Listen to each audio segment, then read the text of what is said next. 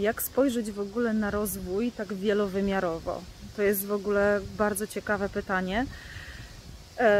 Czyli co to znaczy wielowymiarowo? Żeby rozwinąć się tak bardzo głęboko, żeby mieć kontakt z rzeczywistością, to potrzeba spojrzeć na różne środowiska, na różnych ludzi z różnych perspektyw.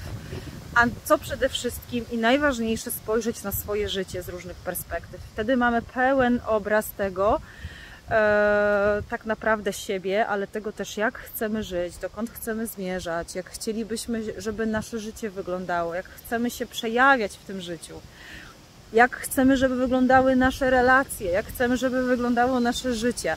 I zobaczcie, tutaj tak naprawdę potrzebujemy spojrzeć na nasz rozwój pod wieloma, że tak powiem, z różnych stron i perspektyw. I kiedy odrzucasz na przykład w sobie jakieś emocje i jakąś relację, uciekasz od niej, czyli jednocześnie nie jesteś w stanie się z nią zmierzyć i nie jesteś w stanie się z tą relacją spotkać w tu i teraz. I to też jest w porządku, trzeba się do tego przyznać i przyjąć to.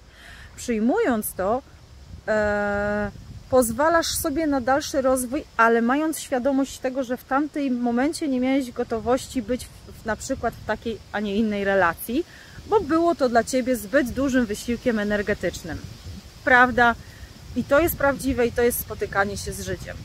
I teraz tak, o co chodzi z tym wielowymiarowym? Czyli zobacz, każdy człowiek przynosi nam jakieś lekcje. Każda sytuacja, każdy moment. I kiedy jesteś obserwujący, a nie oceniający, kiedy przyglądasz się przede wszystkim tym rzeczom, które są dla Ciebie cholernie trudne do przyjęcia, to tam jest najwięcej miłości do siebie, za tym kryje się najwięcej spokoju i za tym kryje się najwięcej energii do uwolnienia. Najwięcej tkwi tam tych triggerów, najwięcej tkwi w tym bólu, a kiedy to przytulisz, to po prostu jesteś w stanie wejść w siebie głębiej, prawdziwiej. I teraz też ważne jest, żeby nie odrzucać żadnego środowiska, bo jeśli już jesteś w jakimś danym środowisku, jeśli jesteś już w jakimś danym miejscu, to znaczy, że przeszłaś proces, bo dzięki temu znalazłeś się tam i gdzieś masz w sobie jeszcze czegoś się nauczyć od tych ludzi, którzy są.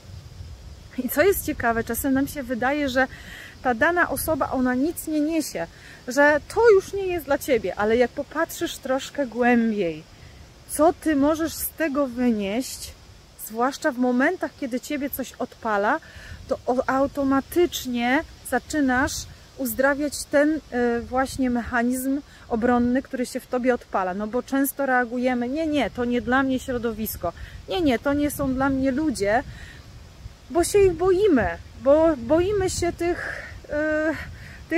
tak naprawdę jakichś takich wewnętrznej konfrontacji z tą sytuacją czy z danym człowiekiem.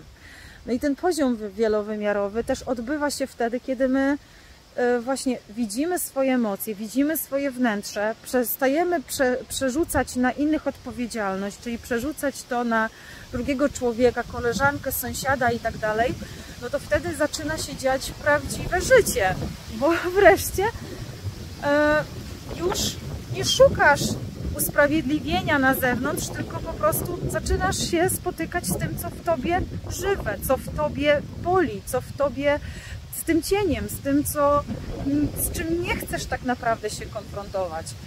I teraz życie naprawdę później układa się samo, kiedy Ty wybierzesz siebie, kiedy wybierzesz tę część, która krzyczy i woła o wsparcie, o pomoc, o doświadczenia. Bo czasem doświadczenia są nieuniknione, czasem jakieś poważne decyzje i kroki są nieuniknione, a czasem jedynym krokiem do tego jest wejście w to głębiej, z miłością, z obserwacją, z szacunkiem, z otwarciem się na to, co przyjdzie. I wtedy za tym będzie bardzo dużo jakiejś takiej prawdy, za tym pojawi się rozwiązanie nawet różnych konfliktów, rozwiązanie różnych sytuacji trudnych. Właśnie poprzez konfrontowanie się z tym, co też niewygodne. Więc dróg do rozwoju naszego, do poszerzania tej naszej świadomości jest wiele i każdy powinien wybrać własną ze względu na to, że my potrzebujemy doświadczyć to na własnej skórze. Kiedy doświadczymy tego na własnej skórze, to wtedy nikt i nic nie jest w stanie nam powiedzieć, że tak jest inaczej, że to nieprawda. Po prostu my potrzebujemy bardziej i głębiej być w sobie, być w swoim ciele, być w swoich emocjach, być w swoich odczuciach, w prawdzie. A prawdą jest wszystko to, co teraz przeżywasz. Ten moment, ta chwila, te wszystkie doświadczenia. I miłość do siebie jest tu kluczem. Droga do siebie jest tu kluczem. Kierunek, w którym czujesz, że potrzebujesz to zrobić, więc zrób to. Właśnie po to, żeby się jeszcze ze sobą bardziej połączyć. Bo jak sobie odmówisz czegoś, to życie to zweryfikuje poprzez różne lżejsze albo trudniejsze takie konsekwencje, które nie są wcale później dobre i które wcale nie są lekkie w dalszej drodze. Zatem bardzo obecność jest tutaj potrzebna. Obecność w sobie, dotykania siebie w każdym dniu, w każdej emocji, w każdym stanie i w każdym odczuciu.